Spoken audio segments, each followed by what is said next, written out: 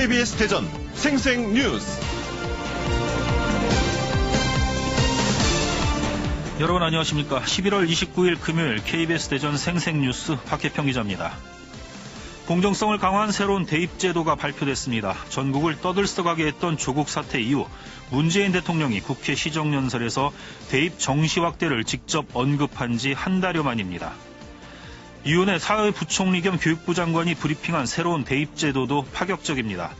현재 중학교 3학년 학생이 대입을 치르는 2023학년도까지 서울 16개 대학의 정시 비중이 40% 이상으로 높아집니다. 2024학년도 대입부터는 동아리, 봉사활동, 진로활동 등 비교과 활동의 대입 반영이 금지되고 당장 내년부터는 출신 고교도 표기하지 못하고 이를 통해 서류평가와 면접평가 등도 블라인드 전형으로 바뀝니다. 이번 대입제도 개편으로 수능의 중요성이 더욱 커졌습니다. 2002학년도에서 수시와 정시가 분리된 이후 논술과 학생부 종합전형 등 수시 전형 모집 인원이 계속 늘고 정시 모집 인원이 줄던 것이 20여 년 만에 바뀌게 된 겁니다. 많은 입시 전문가들은 바뀐 제도에 따라 현재 중학생들은 정시에 이른바 올인하는 결과를 가져올 것이라며 내신은 불리하지만 수능에 강한 강남 명문고나 특목고, 자사고, 외국어고로의 쏠림이 심화될 것이라고 예측하고 있습니다.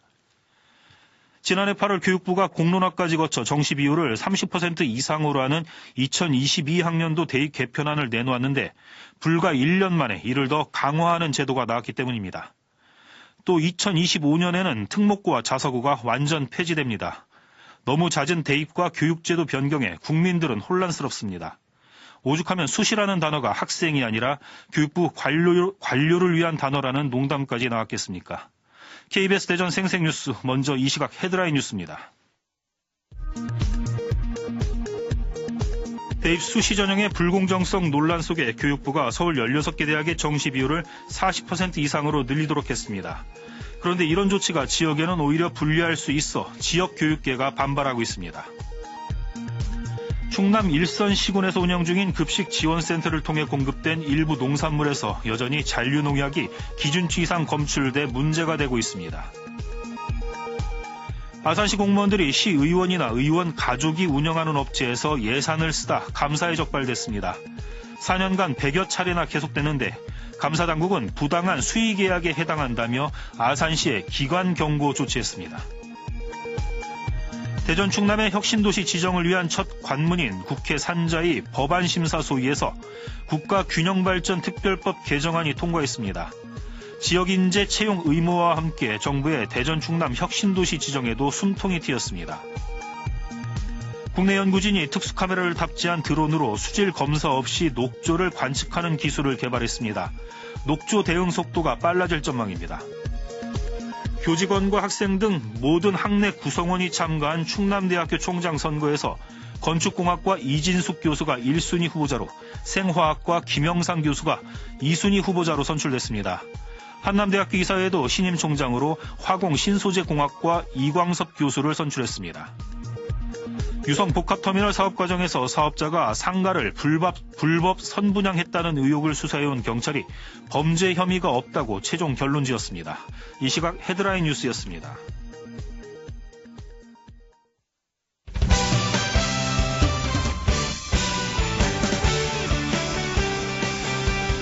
네, 뉴스 브리핑 순서입니다. KBS 대전보도국의 이정은 기자 나와 있습니다. 이 기자 안녕하세요. 네, 안녕하세요. 네, 어제 교육부가 서울 16개 대학의 정시 비율을 40% 이상으로 늘리겠다고 발표를 했는데 이 조치가 지역에는 오히려 불리하다고 지역 교육계가 반발하고 있다고요? 네, 정부가 발표한 대입제도 공정성 강화의 핵심은 서울 16개 대학의 정시 비율 확대입니다. 내년도 기준 22.7%에서 현재 중학교 3학년생이 대입을 보는 2023학년도에는 40% 이상으로 늘린다는 계획입니다. 하지만 지역 교육계가 반발하고 있는데요.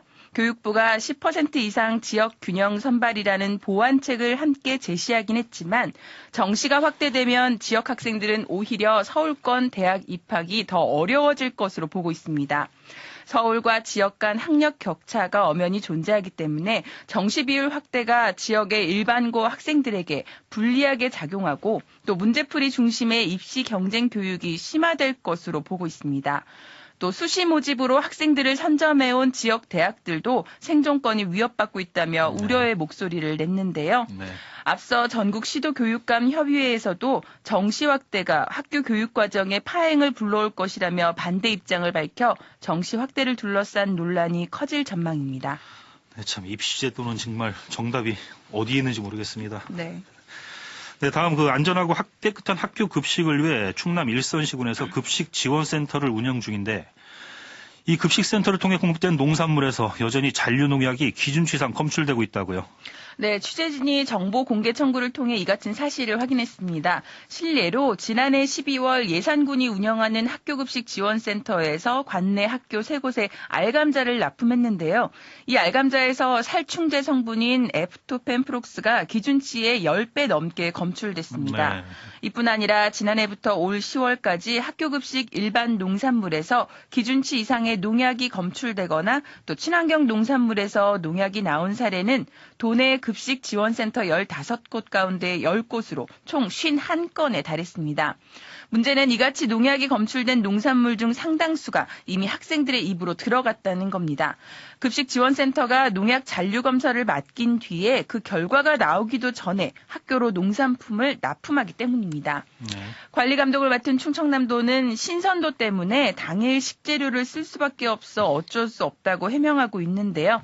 농약에 묻은 농산물의 껍질을 까거나 세척할 경우 농약이 90% 이상 제거된다고 해명은 했지만 그래도 찜찜한 건 사실입니다. 그러면 농약 잔류 검사가 사실상 의미가 없어지는 건데 대책은 없습니까? 아닙니다. 아산 학교급식지원센터의 경우에는 2013년부터 지역 농가와 약정을 해서 수학 전에 직원들이 직접 시료를 채취하고 농약 검사까지 진행해 신선도 문제를 해결했습니다. 네. 문제가 된 예산군도 올 4월부터는 지역 농가에 한해 출하 전 검사를 진행하는 방식으로 바꾸긴 했습니다. 다만 지역 생산 농산물의 경우에는 이 같은 관리가 가능하지만 전체 급식 농산물 중에 30-40%를 차지하는 타 지역 농산물은 여전히 농약 유무와 상관없이 학교로 납품되고 있습니다. 학교급식지원센터가 아이들에게 안전한 먹거리를 제공하겠다는 취지로 건립된 만큼 관계기관에 더 깊은 고민이 필요해 보입니다. 네, 아산시 공무원들이 시의원이나 가족들이 운영하는 업체에서 예산을 쓰다 적발됐다고요? 네, 충청남도 감사위원회가 2016년부터 올해까지 아산시 25개 부서 공무원들이 109차례에 걸쳐 시의원이나 그 가족들이 운영하는 업체와 계약을 체결한 것을 적발했습니다. 사용된 금액이 무려 2,700만 원에 이르는데요. 네. 아산시의회 의장의 남편이 운영하는 떡집에서 공무원들이 4년 동안 떡 993만 원어치를 사는가 하면 이 비용은 모두 시 예산인 업무 추진비로 지불됐습니다. 네. 또 시의원 아들이 운영하는 식당에서 공무원들이 4년간 50여 차례 회식을 하며 1,400만 원을 쓰기도 했습니다. 계약서를 쓰진 않았지만 지속적으로 비용을 지불한 만큼 지방자치법 33조를 위반한 부당한 수의 계약에 해당합니다. 네. 해당 시의원들은 과도한 적용이라고 항변하고 있는데요. 충청남도는 아산시에 기관 경고 조치하고 시의원 관련 업체 5곳은 공공기관 입찰 참여 제한을 권고했습니다. 이거 비단 아산시만의 문제는 아닐 것 같습니다. 네. 네, 다음 대전 충남의 혁신도시 지정을 위한 첫 관문인 국회 산자위 법안심사소위에서 국가균형발전특별법 개정안이 통과했다고요? 네, 국회 산업통상자원 중소벤처기업위원회 법안심사소위원회가 수도권을 제외한 모든 광역시도에 혁신도시를 지정하는 내용의 국가균형발전특별법 개정안을 통과시켰습니다. 4시간여의 난상토론 끝에 의원들이 대전 충남을 혁신도시로 추가 지정하겠는데 합의한 건데요. 대전과 충남은 그동안 혁신도시가 없어서 수도권에서 비수도권으로 이전하는 공공기관을 유치할 수 없었습니다. 하지만 이번 관련법이 통과되면 공공기관 이전을 위한 법적 기반을 마련할 수 있게 됩니다. 하지만 혁신도시 추가 지정을 위한 이번 국가균형발전특별법 개정안은 이제 산자위 전체회의와 법사위, 본회의 등을 앞두고 있습니다. 하지만 본회의 마감까지 시간이 얼마 남지 않아서 이번에 한꺼번에 통과될 수 있을지는 좀 지켜봐야 될 것 같습니다.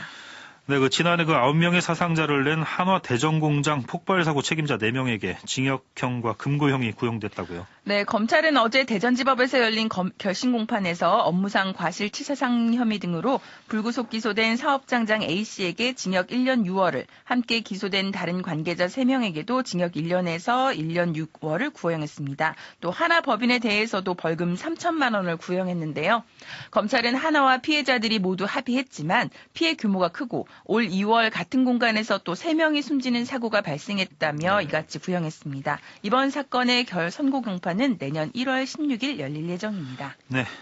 다음 대전 유성복합터미널 사업 과정에서 사업자가 상가를 불법 선분양했다는 의혹을 수사해온 경찰이 이게 범죄 혐의가 없다 이렇게 결론졌네요. 네, 유성경찰서는 비슷한 판례를 검토한 결과 KPIH 측이 일부 투자자로부터 미분양 물량에 대한 예약금을 받긴 했지만 이를 정식 분양으로 보긴 어렵다고 판단해 사건을 불기소 의견으로 검찰에 송치했다고 밝혔습니다. 미분양 상가에 대한 사전 예약을 받은 것으로 법적 구속력이 없어 분양 계약에 해당하지 않는다는 KPIH 측의 주장이 받아들여진 건데요. 이에 따라 KPIH 측은 다음 달 유성구에 착공 신고를 마치고 내년 1월 착공할 계획이라고 밝혔습니다. 네, 뉴스 브리핑 이정은 기자였습니다. 수고하셨습니다. 고맙습니다. 이어서 오늘의 생생정보입니다. 대전시는 옛 충남도청이 소통 협력 공간으로 새로 태어난 것을 알리고 시민과 사회 혁신 가치를 나누는 장을 마련하기 위해 오늘부터 내일까지 다같이 상상 페스타를 엽니다. 대전에서 이뤄진 사회 혁신과 대전 역사, 과학 성과 자료들이 전시됩니다. 2019 여성 친화도시 대전 상상 한마당 어울림 행사가 오늘 오후 2시 대전 컨벤션센터 1층 전시홀에서 열립니다. 이번 어울림 행사는 다 함께 돌봄, 안전한 일상, 경제적 자립 등 여성 친화도시 대전을 실현하기 위한 자리입니다. 대전 근현대사 전시관은 오늘부터 특별전 대전 도시의 기원을 시작합니다. 지도로 보는 대전 100년이라는 부제로 1914년 대전군 성립 당시 12개 면지도, 1931년 촬영된 최초 대전 항공사진 등 40여 점을 선보입니다. 대전 시립합창당 제146회 정기 연주회 드보르작의 스타바트 마테르 슬픔의 성무가 오늘 오후 7시 30분 대전 예술의 전당 아트홀 무대에 오릅니다. 충남문화재단은 내일 오후 2시 도청 문예회관에서 뮤지컬, 동화, 인형 발레극, 호두까기 인형을 공연합니다. 천안시가 내년부터 다자녀 기준을 3명 이상에서 2명 이상으로 바꾸고 출생 축하금도 첫째 아이부터 지급합니다. 이에 따라 첫째아 출산 시 30만 원, 둘째아 출산 시 50만 원, 그리고 셋째 자녀 이후부터는 종전과 같이 100만 원을 지급합니다. 네, 지금까지 생생정보였습니다.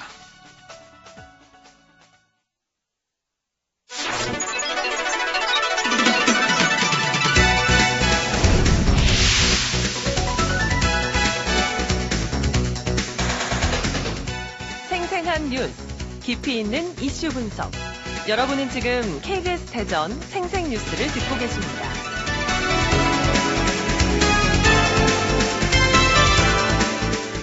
네, 생생 인터뷰 순서입니다. 오늘은 세종시 재정위기의 실태와 문제점, 근본적인 대책은 무엇인지 살펴보겠습니다. 최근 재정자립도가 전국 시도 중 최상위권을 자랑하던 세종시가 재정위기에 놓이며 후폭풍이 거세게 일고 있습니다. 부동산 거래 위축에 따른 지방세 감소로 본격적인 재정난에 직면한 세종시가 올해보다 3.4% 늘어난 1조 6,050억 원 규모의 내년 예산을 편성했습니다. 내년도 문화예술 지원 사업 예산이 절반으로 줄고 지역별 예산 불균형도 문제점으로 지적되고 있는데요. 오늘 생생 인터뷰에서는 세종시 재정위기와 실태와 문제점 등에 대해서 세종시의회 김원식 의원과 말씀 나눠보겠습니다. 김 의원님 안녕하세요. 예, 안녕하세요. 세종시의회 김원식 의원입니다. 네네. 전국에서 최상위권의 재정 자립도를 자랑했던 세종시가 지방채를 발행할 정도의 재정 위기에 놓였다는데 위기 상황이 어떻습니까? 예, 간단히 말씀드리자면요. 네. 이번에 이제 지방채 1,500억 이상을 발행을 하였더라도 네. 재정 상황은 더 악화될 수 있다는 것입니다. 네. 세수를 확보하거나 대출 드물을 대폭 줄여나가야 하는데 부동산 규제와 아파트 공급 감소로 태수 확보는 늦어쓰이고 네. 공공시설관리비, 인건비, 복지비 등 도정적 지출은 점점 더 증가하고 있습니다. 향후 세입과 세출 근과 추이를 추계해 보면 세종시가 써야 할 돈에 비해 세수는 점차 줄어들 가능성이 높은 구조입니다. 네. 현재 내년도 예산안을 심사하고 있는 의회 분위기가 실로 무거울 수밖에 없는 상황입니다. 네, 이렇게 그 세종시가 그 재정 위기에 빠진 원인 어떻게 분석하십니까? 예, 그 재정 위기에 대해 무감각했던 것이죠. 네. 태수가 확보될 것이라고 막연한 계획을 가지고 사업을 확장한 것이 원인이라고 생각합니다. 2018년 9월에 부동산 규제가 시작되었는데도 2019년 1회 2회 추경에 1200억 이상 예산을 증액했습니다. 네. 2018년도 부동산 규제와 동시에 세수 감소가 어느 정도 예측된 만큼 이번에 재정 위기에 대한 대응책을 효과적으로 마련하지 못한 것이 가장 큰 원인이라고 봅니다. 그러니까 이 지방 그 아파트 분양이 이제 좀 분양 열기가 이제 세종시는 규제 지역으로 묶이니까 이제 지방세 수입이 많이 이제 영향을 받는다 이 말씀인데. 네네. 이게 지방채를 이제 처음으로 이제 발행하고 부채 규모가 늘면서 재정 관리가 허술한 게 아니냐 이런 소리가 이제 계속 나올 것 같습니다. 어떻게 보세요? 예. 그 재정 관리는 좀 저희가 이제 예측이 지금 우리 시가 좀 잘못했다. 네. 왜냐하면 쓸 돈은 많은데 좀 태수는 좀 아파트 좀 재산세라든지 취득세라든지 좀 그게 점점 세수가 줄다 보니까 네. 여기에 대해서 그 대비를 못한 것 같습니다. 그 세수가 많이 줄었나 봅니다. 예, 많이 줄었죠. 그렇죠. 예. 아까 그 의원님 말씀하셨듯이 뭐 쓸 돈이 많다고 그러는데 이제 그 공공시설이 또 세종시가 워낙 그 인프라가 잘 돼 있잖아요. 그러니까 그 유지 비용이나 아니면 그 대형 사업 이런 게 이제 계속 진행 중이다 보니까 그 재정 부담이 좀 많을 것 같은데. 네. 그 전망이 좀 어떻게 보세요? 거기에 대해서. 예, 그건 이렇게 좀 생각해 볼 수 있는데요. 쉽게 비유하자면 네. 직원 인건비나 대반 정비는 고려하지 않고 대업을 했다고 보시면 됩니다. 네. 행복청에서 좀 공공 시설물을 인수받고 네. 여러 대형 사업을 추진하면서 부지관리비 비용이 좀 확보 계획이 없고 이러한 방향이 발생된 것입니다. 또한 사회복지 비용 부담은 보편적 복지 확대 측면에서 공익적인 순기능 측면을 바라봐야 할 것입니다. 네. 의원님 그 참 인건비 생각 없이 개업한 꼴이다. 비유가 적절한 것 같습니다. 네. 네, 아무튼 이제 그 재정 자립도 탄탄했던 세종시가 이제 재정 위기를 맞은 건데 내년에 이제 당연히 그럼 긴축 예산을 편성했을 거 아니겠어요? 그 예산의 그 우선 집행 순위를 놓고 곳곳에서 지금 파열음이 나오고 있다는데 특히 그 문화예술 분야가 심각하다고요? 네네. 뭐 문화예술뿐만 아니고요. 네. 좀 문화예술에 대해서 말씀드리자면 2020년 예산안은 전년 대비 절반이 감액돼 한 7억 원 수준으로 편성되었고요.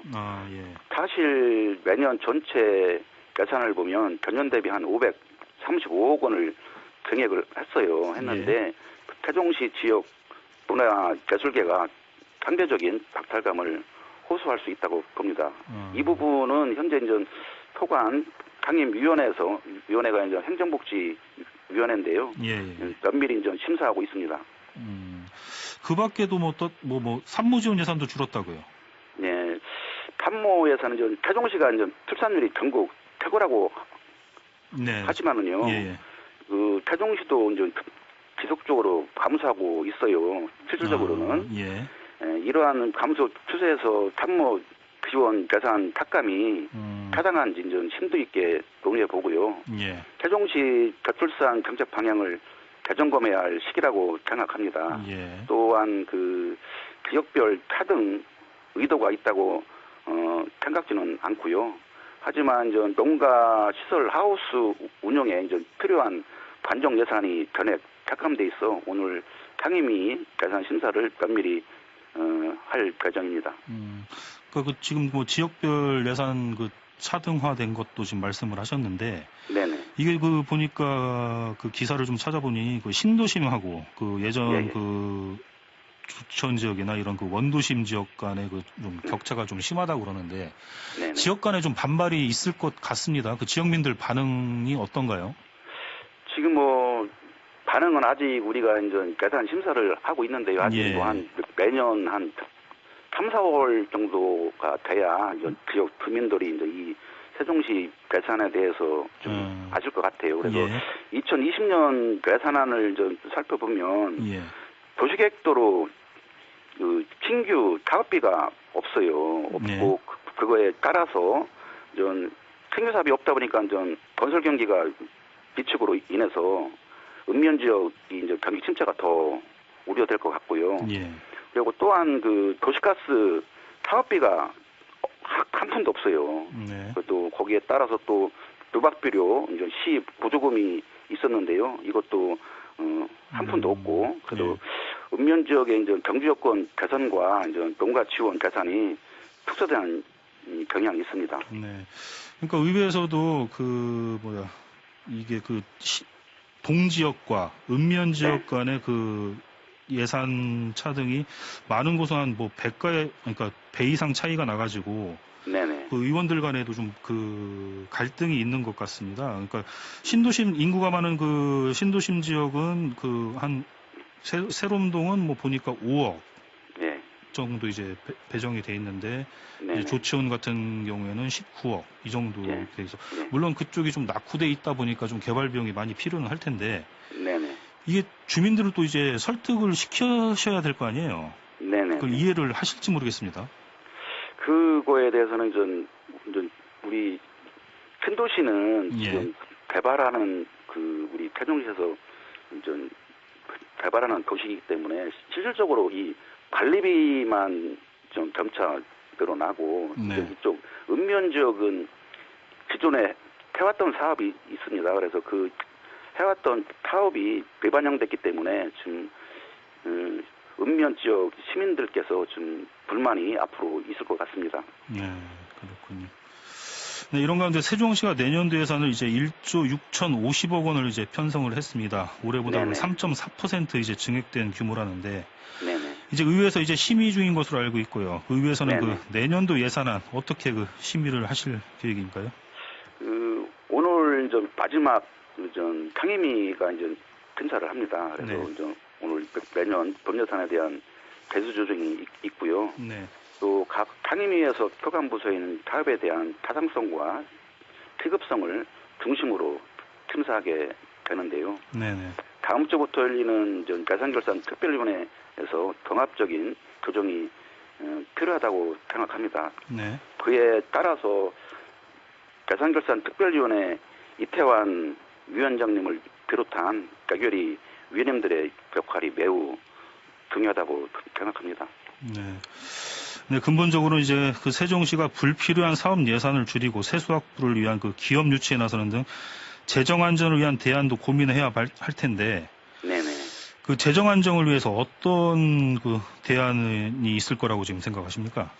저는 뭐 다른 위원님들은 또 공무원분들 시민들은 어떻게 생각하시는지는 모르겠는데 저는 대기업 유치를 통한 경제적 파급 효과가 그 어느 때보다 근실해 보인다고 생각을 합니다. 네, 대기업 유치. 또, 예. 그리고 현재 이제 세종시는 스마트 도시 구축의 일환으로 다혈주행 특화 사업을 진행하고 있는데요. 네. 다혈주행과 관련된 첨단 기술이나 관련 제조업 등 연관 기업과 연관 기관 등을 모여 산업 클러스터를 형성할 수 있도록 노조하는 것이 효과적인 방안이 될 수 있고요. 네. 또한 2026년에 건설면에 들어서는 국가 산업단지 조성 시기에 맞물려서 기업 누진책을 펼쳐나가는데 충분히 실현 가능한 목표라고 생각합니다. 네, 뭐 다 좋은데 일단은 부동산 규제가 좀 완화되든지 그래야 될 필요성이 좀 있을 것 같네요. 그렇죠. 예. 우리 의회에서도 이번에 특구를 하는데요. 네. 그게 그 건교부에서 지금 우리 세종시 규제를 좀 풀어줬으면 합니다. 네, 알겠습니다. 김 의원님, 오늘 말씀은 여기까지 듣겠습니다. 고맙습니다. 네, 감사합니다. 네, 지금까지 세종시 재정위기와 관련해 세종시의회 김원식 의원과 말씀 나눴습니다.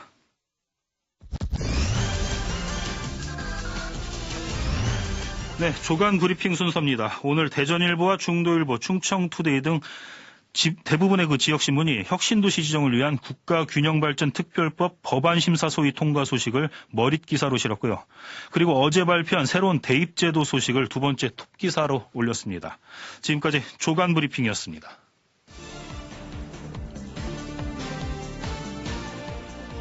KBS 대전 생생뉴스 기술의 송환, 구성 조미연, 제작과 진행의 박혜평이었습니다. 다음 주부터는 이용순 앵커가 이 시간 진행하겠습니다. 11월 29일 금요일 방송 여기서 마칩니다. 행복하고 평화로운 주말 보내시기 바랍니다. 월요일에 다시 뵙겠습니다.